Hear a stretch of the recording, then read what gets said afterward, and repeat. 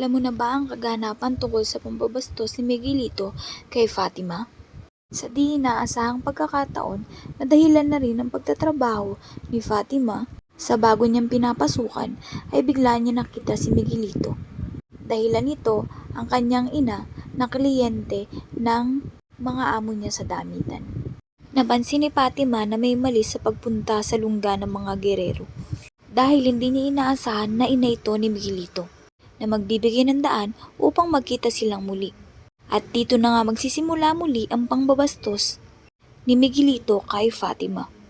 At darating sa punto na susukatan nga ni Fatima ang katawan ni Miguelito. Dito naman mag-uumpisa ang hudyat ng pambabastos ni Miguelito kay Fatima.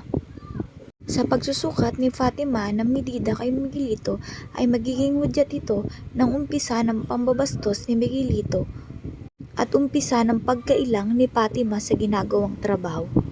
Ani ni Fatima ay ginagawa lang naman niya ang kanyang trabaho at walang personalan.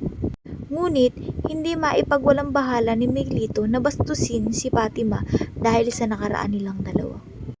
Nakaraan kung saan kailangang ipagbili ni Fatima ang kanyang puri para lang sa kanyang kuya sa kaligtasan nito.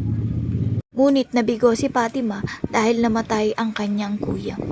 Sa kabilang banda, hindi sasagi sa isipan ni Miguelito na kakailanganin niya si Fatima sa misyon niya sa pagtakbo ng pagiging mayor.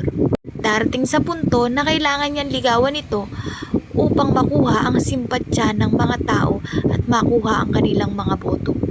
Oo, tama ang iyong narinig. May mga politiko talagang ganyan ang ginagawa. At kung ikaw si Fatima, bibigyan mo ba ng chance si Miguelito upang sagutin? O hindi na dahil sa mga kapastusan na pinaggagawa nito? Gusto ko sanang malaman kung ano ang iyong komento. Kaya kung meron kang komento, pa-comment na lang sa baba para malaman ko ang iyong kasagutan. At tayo na nga bumalik kung saan darating sa punto na liligawan nga ni Miguelito si Fatima.